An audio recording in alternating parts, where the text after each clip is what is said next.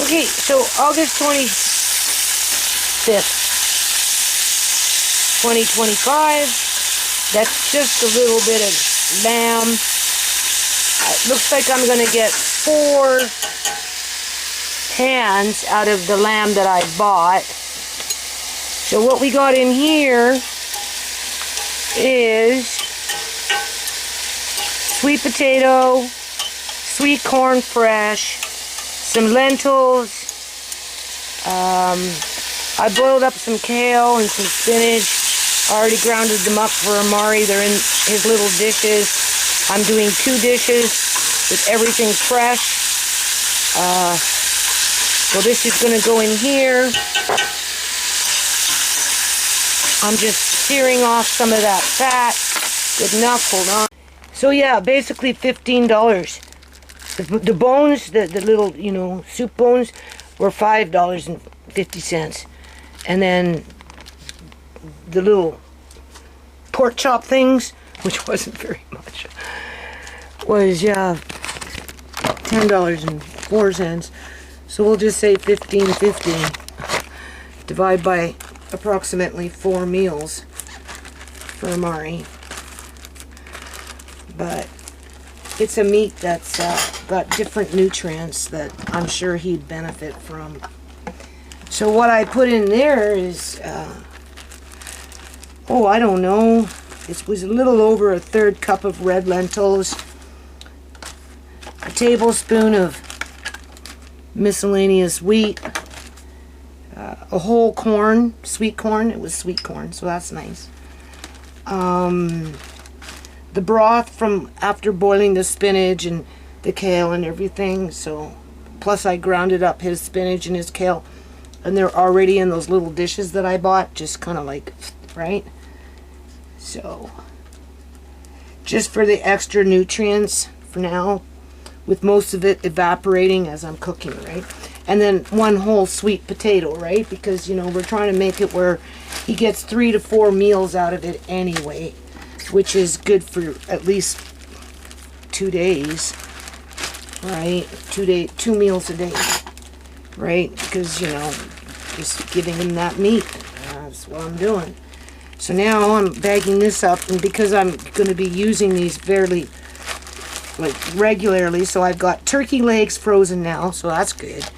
Because I bought extra turkey legs, so I can do canned turkey.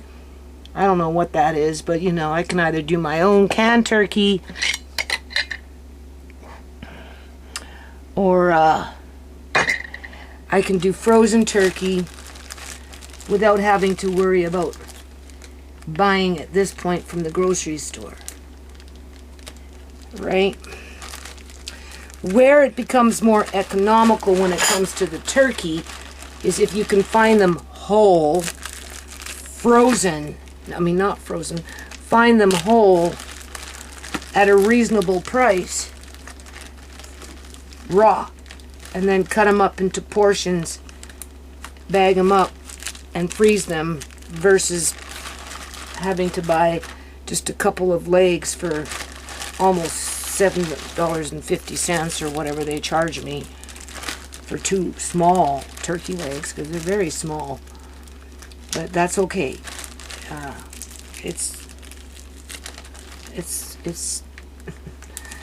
It is what it is.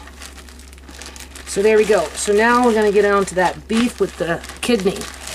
So that's what I've got there now.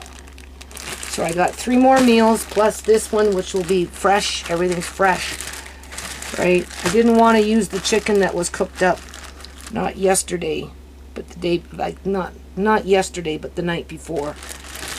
Yeah. I want it because it's going to sit in the fridge for a day or 2, right?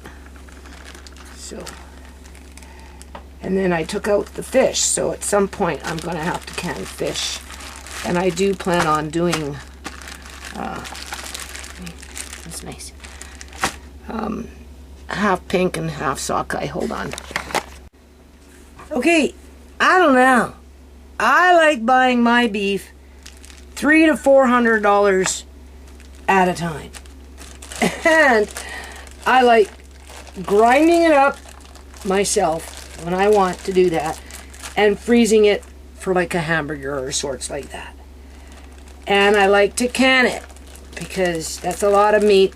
Not really. You get 2 big, you know, stock pots basically full of meat. And that's assuming that you can get it at either, well, you can't really get it at $5.99 a pound anymore. You'll be lucky to get it at $6.99. But, you know, for this stewing meat, they got it at $8.99. And so even if it's on sale, it'd probably only be $7.99 a pound. So, you know, where I spent maybe $350, I might have to spend $420 so that I have enough to work with, because outside of that, what I've got here for like, well, the kidney was like $6, right? The beef kidney, and then the 2 packs of beef, for what it's worth, I didn't, you know, they were like $11 each, so we'll go approximately $11 each, right? So 11 is 22, and another 6, $28 in beef. To which, seriously, wait till I show you what that gets you. But I want a paper towel. Here we go. This is pathetic. $28. That's what I said. $28. This is pathetic. Pathetic. Now, with Amari, beef is hard to digest, right?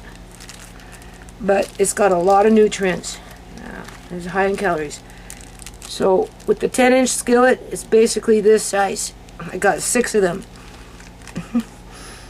With a little bit of the beef kidney in each pack, right? So a little bit of beef with a little bit of beef kidney, and then the other pack,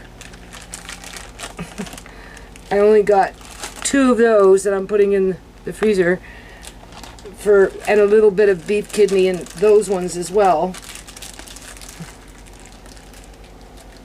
And that's for, you know, making a small crock pot full of stew for Andre and myself, to which, if I haven't given Amari any of this anytime near that point, then I'd give him some of it from there, right?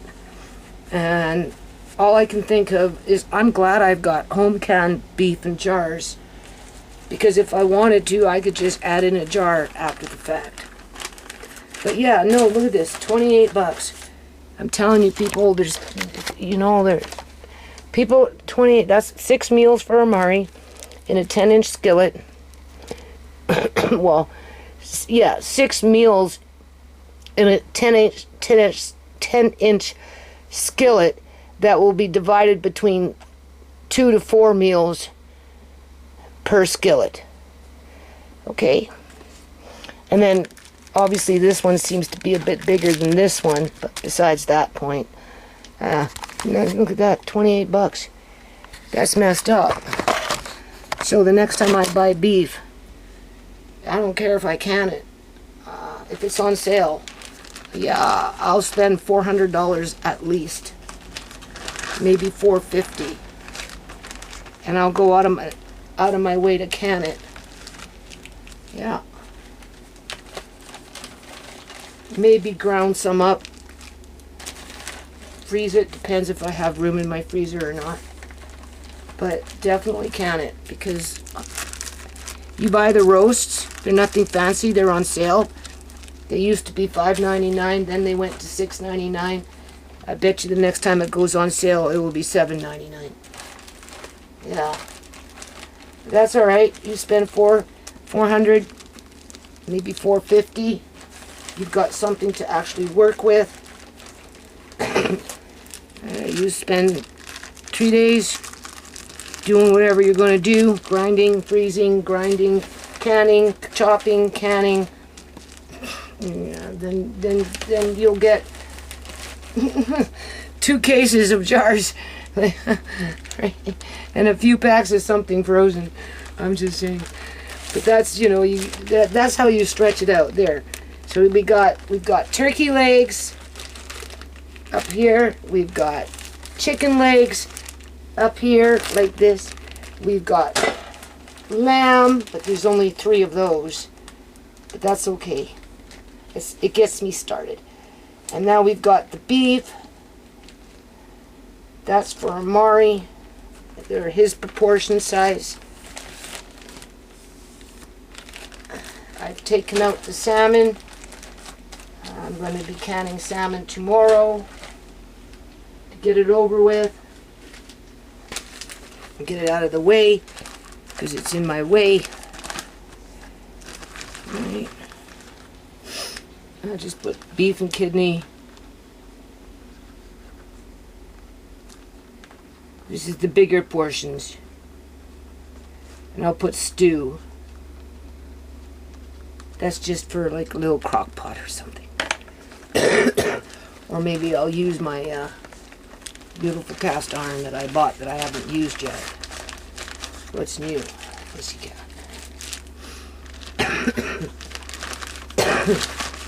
And then tomorrow Andre goes downstairs and he cooks the other beef, which is a little more expensive. That one's $13. So maybe these were $12, honestly. So 24 plus 6. Yeah, 28 bucks. No, 32. It jumped up in price. 28 and 6. That's $34. Holy crap. People are starting to say our government's trying to starve us. I believe it. Yeah, I do believe it. AI is too involved. AI is not what you think it is. They're stalking you. They're monitoring you. Yeah. Okay, so I'm going to finish this video on this subject. The immigration crises in Canada in 2025 under the Liberal government, the Liberal government who's been in power for the last 10 years and clearly in bed with organized religion. Let's just put it that way, okay? In a particular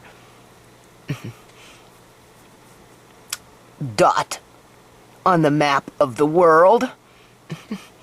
Anyway, you can see what it is here. August 27th of 2025.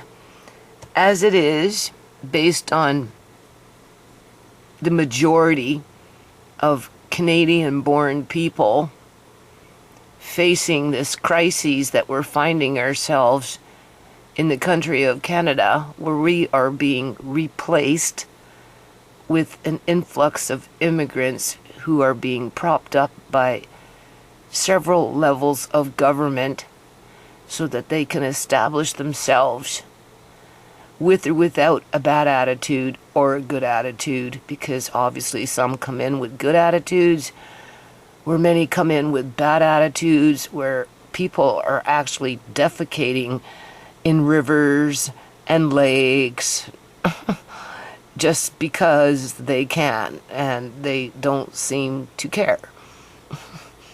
Well, Canadians are looking on aghast and completely flabbergasted as to what they're watching, because these people are doing this right in public. Okay. So anyway, that's just one example of what's going on with individuals coming into this country who don't actually respect the country as a, I suppose, multicultural area where, we have common respect for each other. All right. So anyway, I'm just watching a couple of videos here, and I'm just going to leave the link into my description box. And because I know if I said something in the context of what these people have been saying with their channel, YouTube would come in and take down the video if I said it in my way. All I know is there is such a thing called organized religion that leads to organized crime that infiltrates our political systems so that they can lobby and utilize public tax dollars to manipulate the economy, where they open up the underground economy through illegal organ harvesting, supply and demand. The supply is the Canadian-born people below a certain income level on average, right, who don't fit the majority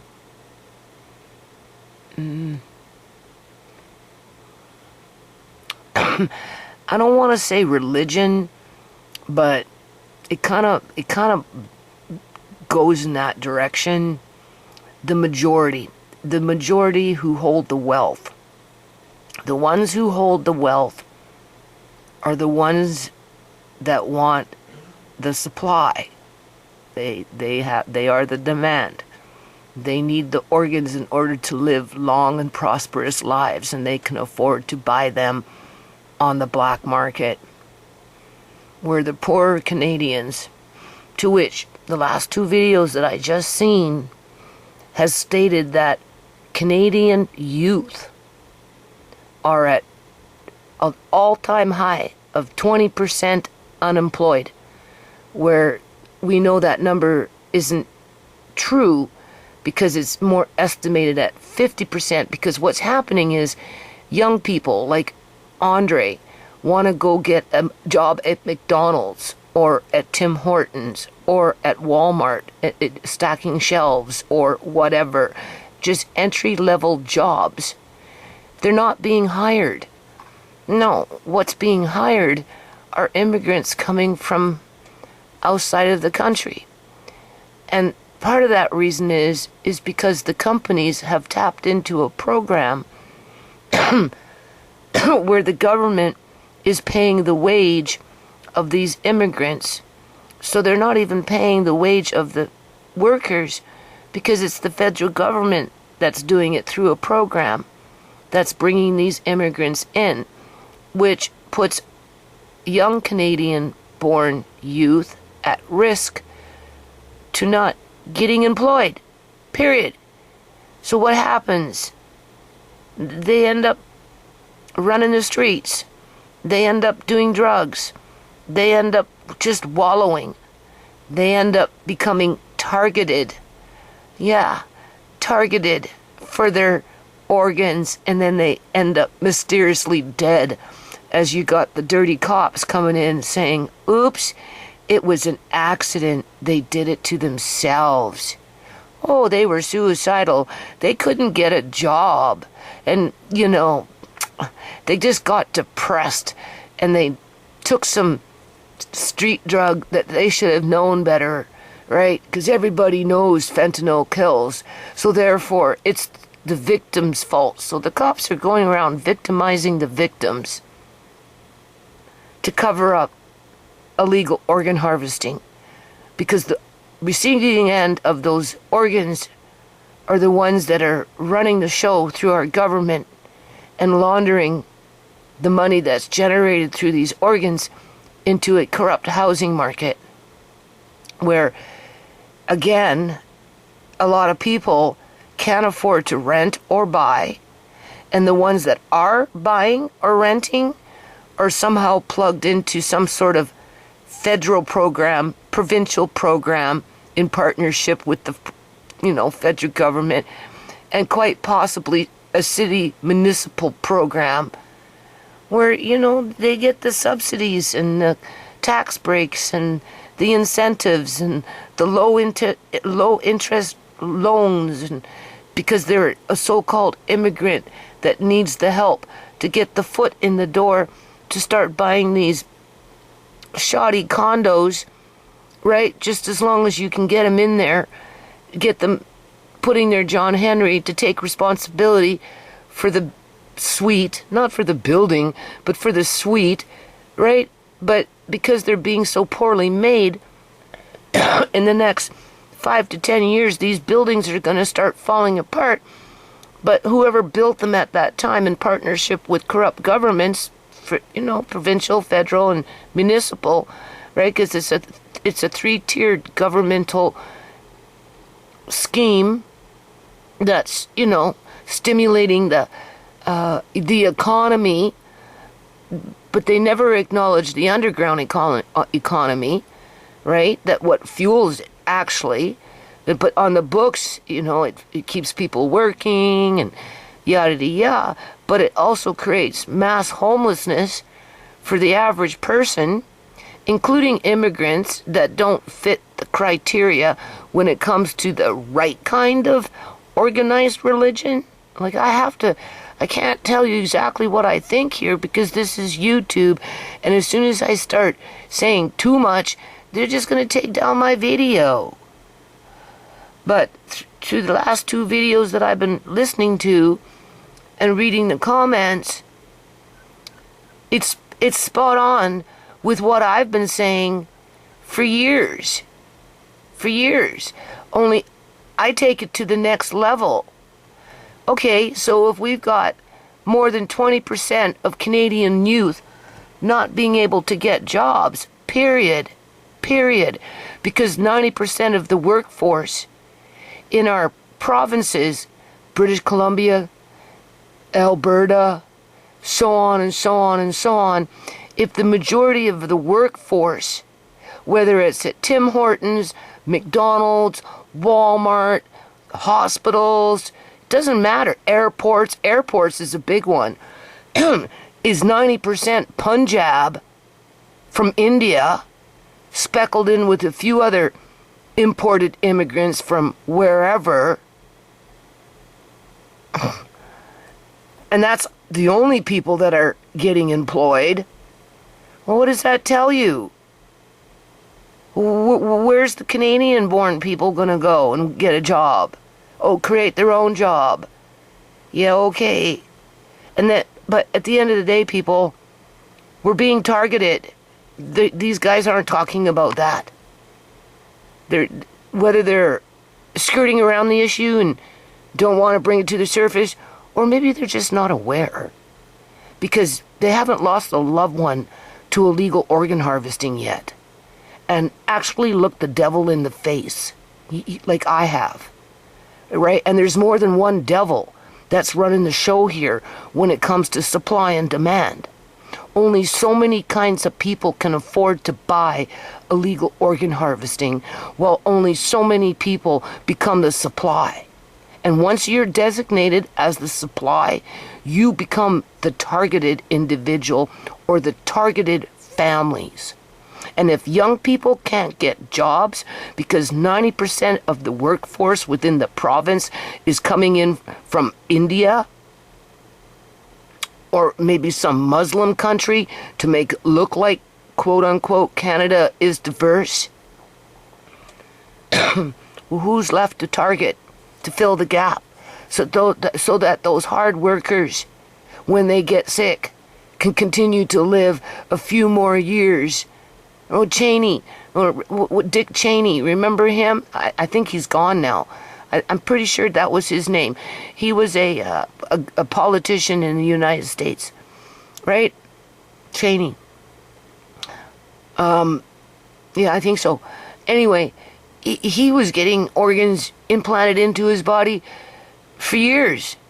Well, he'd get one put in, it'd phase out, and he'd get another one put in. It would phase out. He had something like 10 organ transplants or something like that. Finally, he died. But you can look at it like, well, that was 10 people that had to give up their lives for that one person to live, what, an extra few years? 20 years, maybe? Who knows?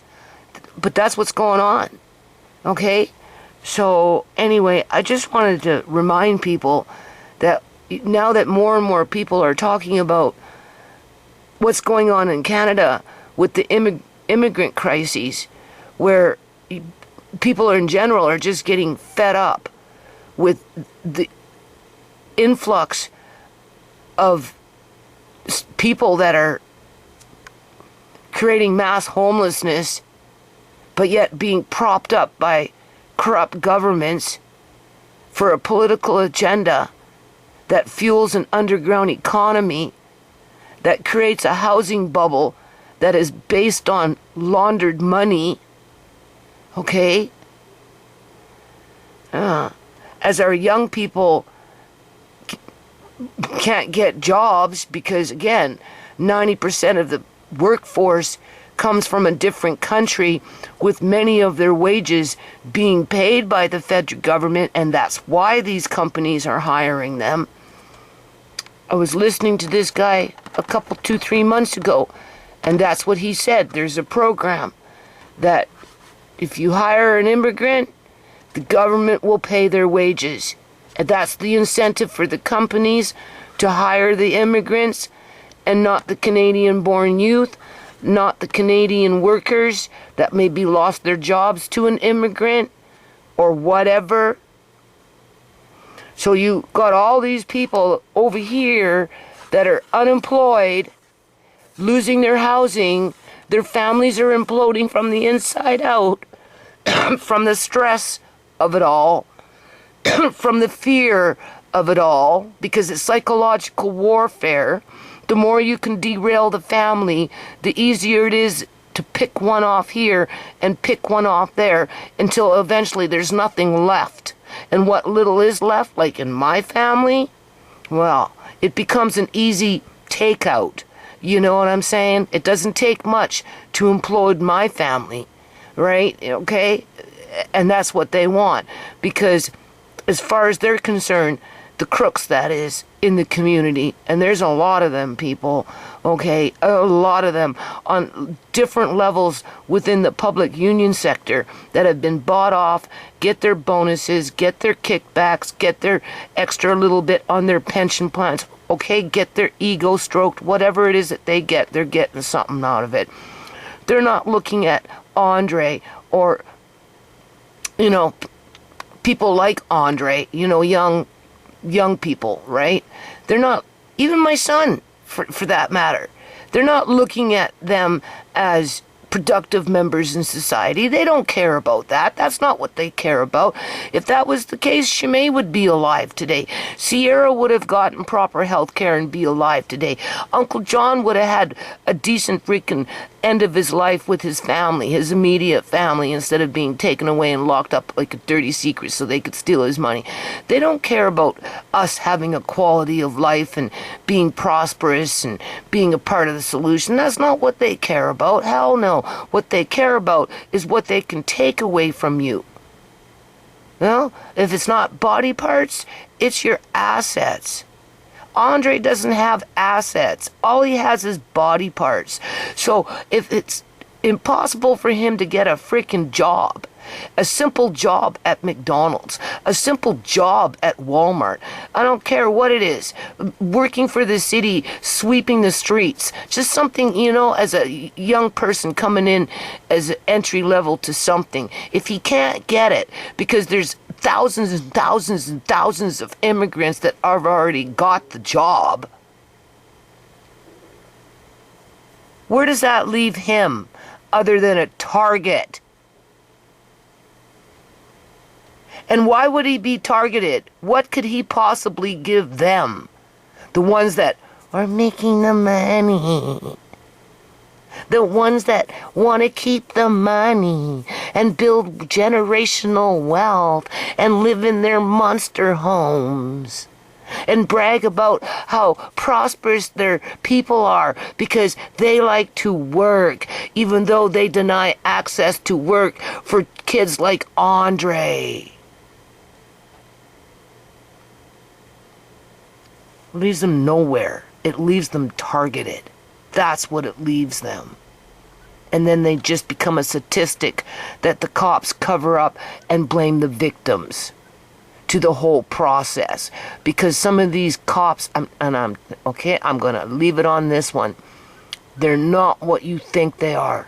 They're not. Okay? I don't push religion. You know that. Okay?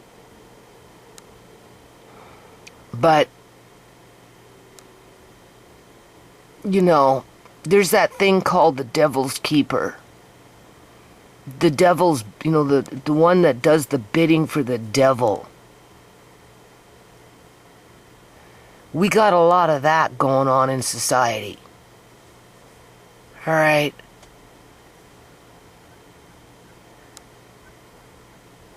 So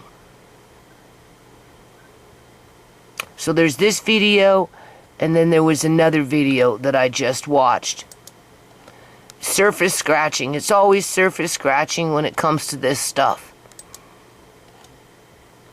Right? Supply and demand, though. Okay. Canadian-born Punjabi trucker unloads on corrupt employers. Well, yeah, because we're full of corruption in Canada right now, people. On multiple levels, in multiple areas. Okay? They destroyed our industry. Yeah, and they're the ones that are fueling the underground economy by building in that caste system where they target individuals and individual families for body parts as they launder the money into the housing market. It's not just the truckers that are being exploited, whether they're Punjabi, born in Canada and a Canadian, or whether they're other people born in Canada. And even the immigrants themselves fall under a caste system where many of them are being exploited. Like, we got some serious problems in Canada. Okay, I don't know what's going on YouTube, but here's another video. 12 hours ago. Look how many views.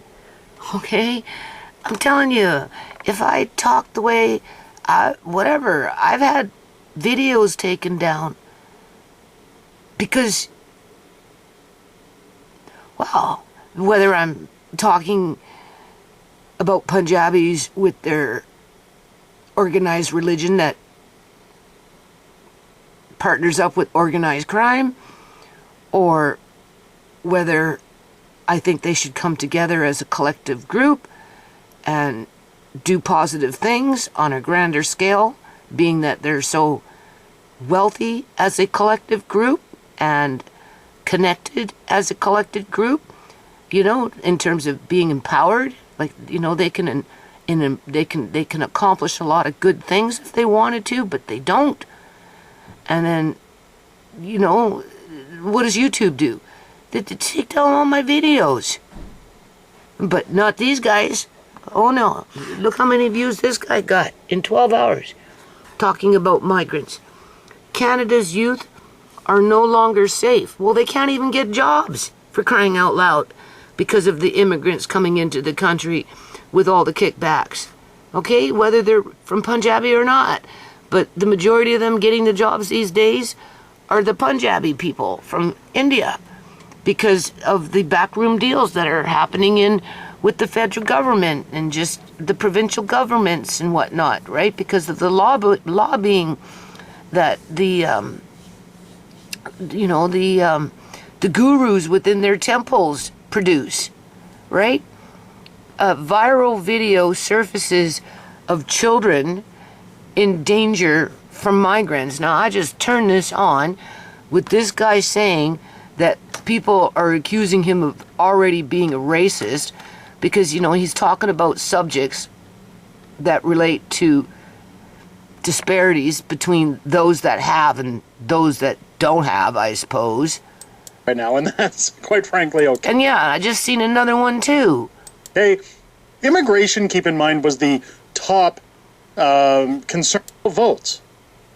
They want the citizenship tracked real fast so that they vote for those politicians who brought them in because they know nothing about our politics. If they get citizenship, they stay. Okay, I haven't heard this. But here you see Scottish girls fighting just to maintain their safety. This video has gone viral. It's all over the internet. I want to warn everybody before we play the audio, there is some unsuitable language in here, and rightfully so. Paul Golding reporting, young Scottish girls shout at a migrant pervert, recording them before brandishing an axe and a knife to warn him off. Is this what our country has come to? Is this what our... people have had enough. Much like these young girls, is absolutely earth-shattering. Especially any of those who have kids. Justin Trudeau, now going into the Carney era, have given us. These woke, ideological morons that leave the doors open, that welcome this into our country, and do nothing about it. It's crickets. Here's another one. Okay? Canada's Indian takeover.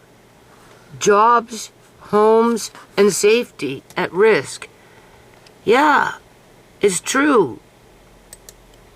I have an important announcement for everyone in Canada. Hold on a minute. I'm inviting you to register for our online program. What is this? Always this program was developed ads, to give right? back and provide meaning. Canada is changing fast. Jobs lost. Homes gone. Crime on the rise. And a transformation no one in power wants to talk about. Is this growth or a takeover?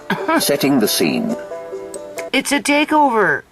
When you have supply and demand, and it's Canadian-born people below a certain income level on average that become the supply and are specifically targeted for body parts or to prop up Ministry of Children and Family Development portfolios with illegal organ harvesting, illegal child apprehensions, right? And then you've got the illegal organ harvesting aspect of it that props up these, the corrupt housing market where people are being flushed out of their apartments, they're being flushed out of their homes, their housing, their rentals, or people are losing their assets because they're being locked up into the healthcare system because they're getting old, and you got some immigrant worker coming in being paid, a kickback to say, oh, no, that's it. You're not getting released. You're going into long-term care.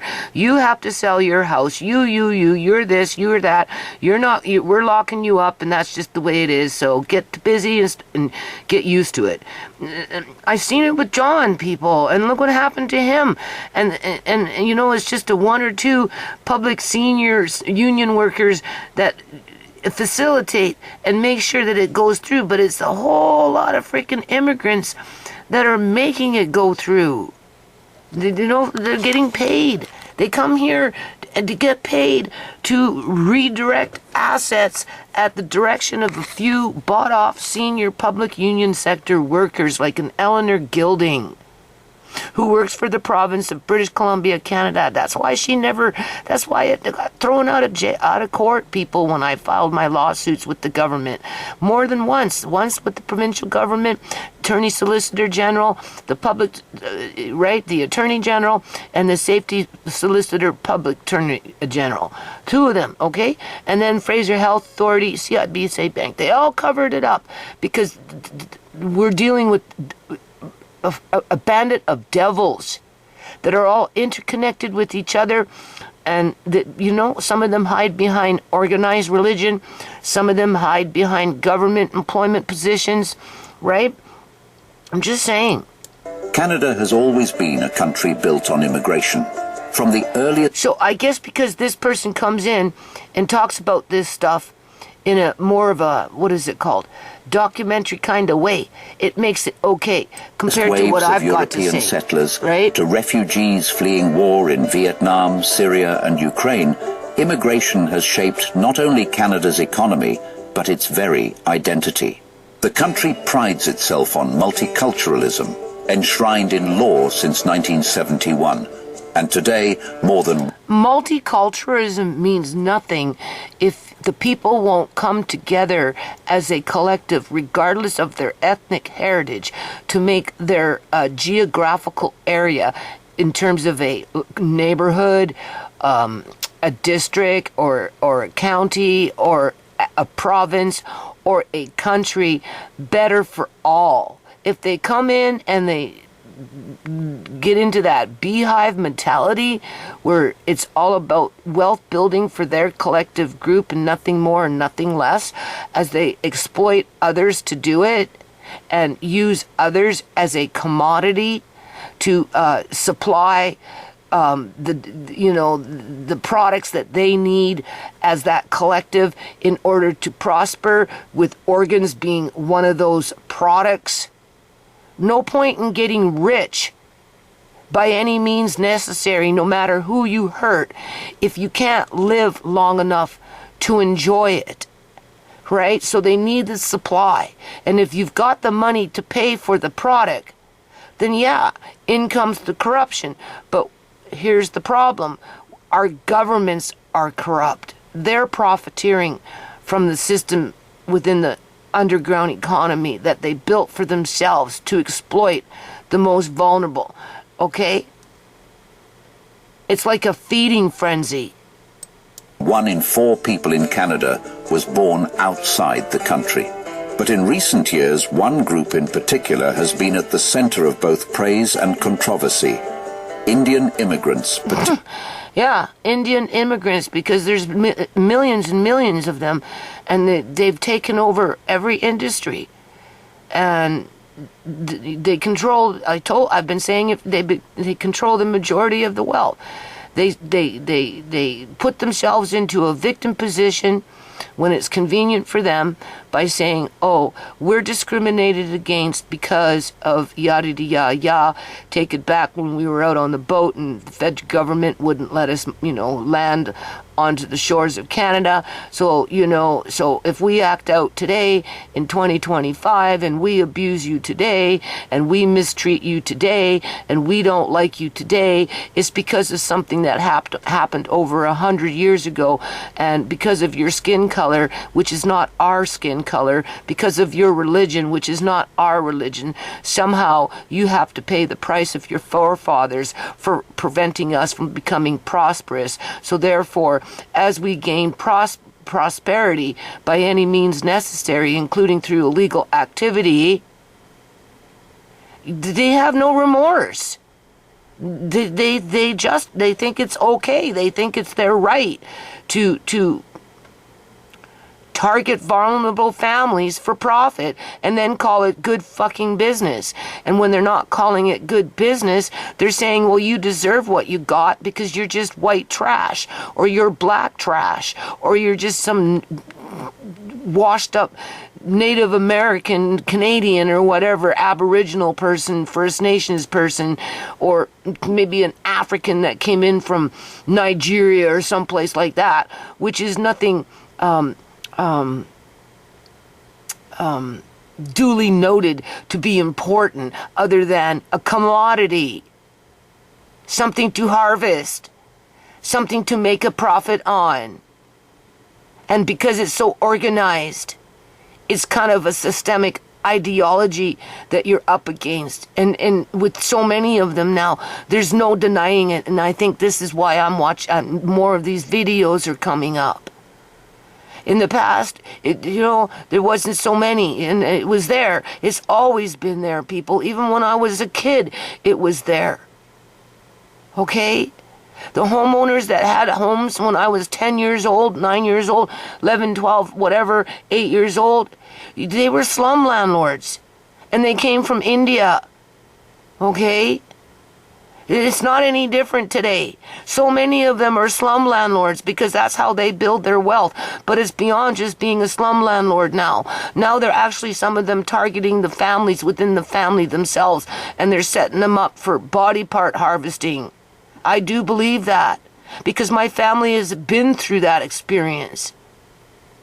Okay? We're facing homelessness after living in this house for 14 freaking years. And for what? for a trail of death that leads you to death. There's your prosperity. And with so many of them coming in with the same kind of, well, it's your fault that we're so messed up, even though we own everything. I own a house, but you don't because you're just white trash, and therefore bend down, kiss my feet, and when I'm ready to buy the house and kick your ass out, get used to it because you deserve what you got because your people just mistreated me over 110 years ago. So therefore, I have a right to abuse you.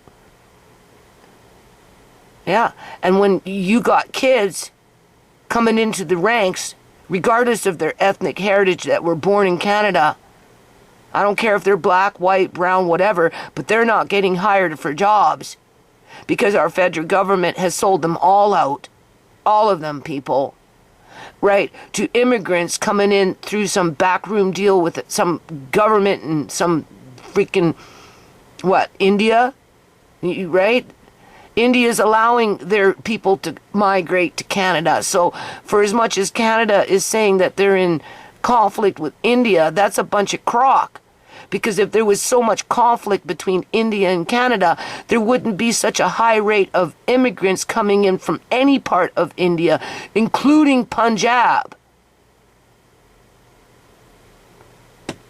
Particularly from the states of Punjab and Gujarat. Yeah. This isn't just a gradual demographic change, it's an unprecedented wave. It started as a gradual. When I was 10 years old. Now, it's a frenzy where they want to get rid of you as a collective, basically, if you can't measure up to their expectations.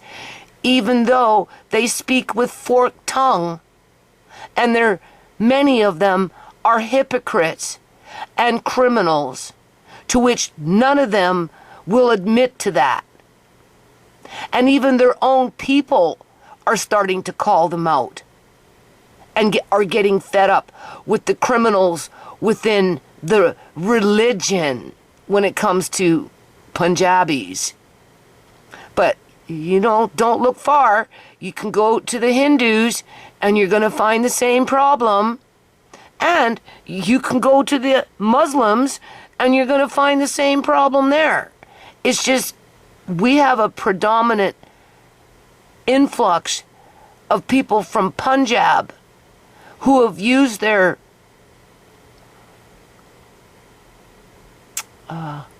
when somebody gives you something, and it's not a right, it's not a privilege, it's a gift. It's a gift. When somebody gives you a gift, you either going to use that gift with gratitude and not to hurt people with it. Where a lot of people come to Canada and use the gift that was given to them to hurt others so that they can build wealth for themselves, stroke their egos as they do it, and then, if they can, buy illegal organs on the black market so that they can revel in their last days with their treasures that they accumulated while alive, regardless of who they hurt. And that's why we've got so many people now facing homelessness. So many people now who can't go out and get jobs because there are no jobs, because all you have to do is just put a posting for a job on some Punjabi website, and then you're going to get who knows how many applications coming in from India, somewhere from India, right? And that job position is going to be filled by somebody from India before they'll give it to someone like Andre when Andre comes to age and wants a job. And that's a problem. And the Punjabi community doesn't want to do anything about it because they're stuck on building wealth basically for themselves. And when you try and rally them and bring them together, so that, being that they're so wealthy and they're so intellectually connected through that organized religion, you would think that they would want to come together and show leadership. And if you say something like that on YouTube, what does YouTube do? They come in and they take down your video. Yeah. But for this situation, I don't know. I've come into like 7 videos already, and I don't see YouTube taking down not one. In 2024, Immigration, Refugees and Citizenship Canada, IRCC, approved over 382,000 temporary resident permits for Indian nationals, making up 45.8% of all permits issued that year. Even in 2025, despite tighter visa rules, India still leads by a large margin. Cities like Brampton, Ontario and Surrey, British Columbia have been transformed. Yeah, Surrey, British Columbia, Canada. Get out, get out, get out. You have too many fucking weeds in your yard. Your yard is too green. Get out, get out, get out, get out. Your yard is too green. Gray. It's April. Oh my God. Nothing's blooming. It looks ugly because it's like the snow just melted. Get out, get out, get out, get out. Yeah, right. Yeah.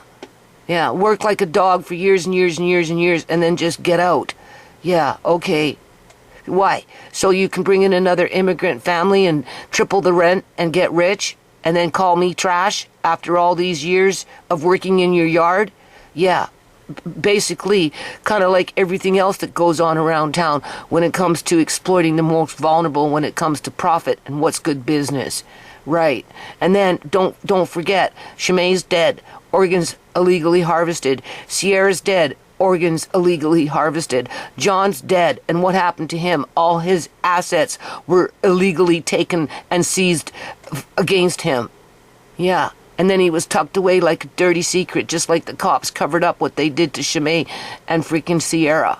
Yeah. Okay. We know. We know, but nobody talks about that crap. Hell no, because they're too busy kicking everybody out onto the streets. That's why. Because it's a business. It's called good business. Walk through certain neighborhoods and you'll find entire commercial blocks dominated by Indian businesses. Grocery stores stocked with South Asian spices. It's not even blocks. Go to your local Canadian superstore. Go to your local Walmart store. Go to your local McDonald's. Go to your local local corner store. Go to your local gas station. Go to your freaking local hospital. Seriously, man. Go to your local city hall. Okay? It's not just a neighborhood. Restaurants offering authentic Punjabi thalis. Clothing shops selling saris and sherwanis. For some residents, this is a vibrant reflection of diversity. For others, it feels like a cultural takeover. Local politics has also shifted. In Brampton City Council, for instance, multiple members are of Indian origin, reflecting the community's electoral strength. Supporters call this democracy in action, communities electing leaders who represent them. Critics argue it risks creating ethnic bloc politics that prioritize the needs of a specific community over the broader population. This transformation sparks two contrasting narratives. One sees it as Canada living up to its multicultural ideals, a welcoming place for hard-working newcomers chasing a dream. The other warns of cultural displacement, where long-time residents feel like strangers in their own cities. The truth likely sits somewhere in the middle, and that's what we'll explore in this video. Job market impact employment is one of the most sensitive points in this discussion. Many Canadian-born job seekers say they've faced closed doors, especially in industries dominated by... Okay, so you heard it from them and not from me. So therefore, it makes it okay. I just want you to hear this noise. This has been going on every day. Every day. It's really bad in the back. This is in the front. Every day. Look at all these fucking cars. They're like everywhere. Do you see? These guys over here. Down there booming and banging. Right? There's your money laundering scheme where Canadian people are finding it hard to... I was debating whether I should put this video up, but I put up with this crap every day. Okay? Every day. Every day. Saturday. And they go until... These guys over here, until dark. With this, I don't know what the hell they're doing, but it's sick. And then, this is what you get harassed for, right? Pay high rent, get forced out of your houses for, so that you can't even afford rent, because the people that control the economy, the ones who control the wealth, look at this. What the hell is that? Like, seriously. The ones that control the wealth can get rich. Yeah. And you get the streets. Okay? Over there, I've talked to the people over there. A lot of people over there are homeless or on the verge of homelessness, just like me, on the verge of it. With our families imploding on the inside. Yeah, like, this is crazy. As we're being targeted.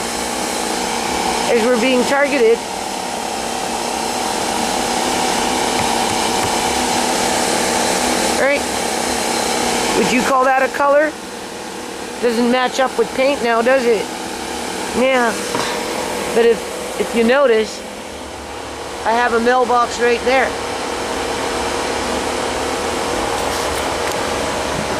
A mailbox I can't even reach. Oh wait, that's not a mailbox. Maybe that's a house number that you can't see anymore. I don't know what the hell that is. But we got the house number up there. What happened to the mailbox? Somebody ripped off the mailbox. Oh geez. Crazy crap. And that's my back. That's what it sounds like in the back. Even when you close the window. So, I worked hard like a Dickens, spent thousands of dollars, go into debt to build in food security for people to work hard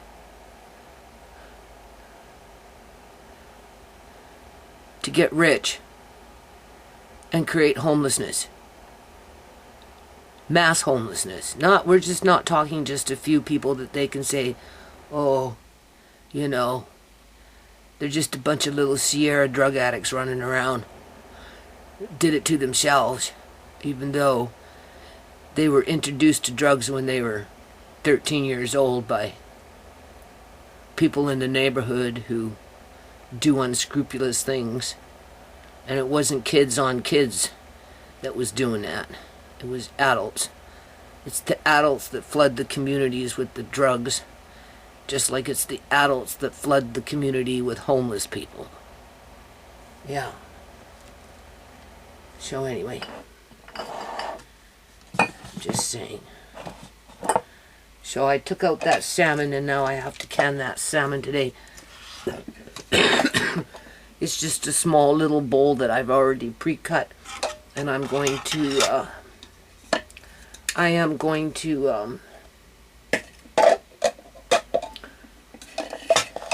do half pink and half sockeye, just for the sake of it. I probably won't get that many jars. Maybe, honestly, for what it's worth, I should have just left them frozen. When you do stuff like that, you kind of want to do pretty much a full canner. I'll be lucky to get 7 to 8 jars. 6. I'll put it at 6 to 8 jars for what it's worth. But that 6 to 8 jars at $6.50 a can, $6 a can. So something that I suppose is better than nothing, at least for now, right? But yeah, no, Canada, a lot of people can't stand Canada anymore. They want to leave. Some of us want to leave. We can't leave, though. Where are we going? We're too poor to leave. And the ones that are just surviving, right? That middle class, so-called, creeping up, they're not even middle class anymore. They're just propping up the organized, professional do-gooders in the community.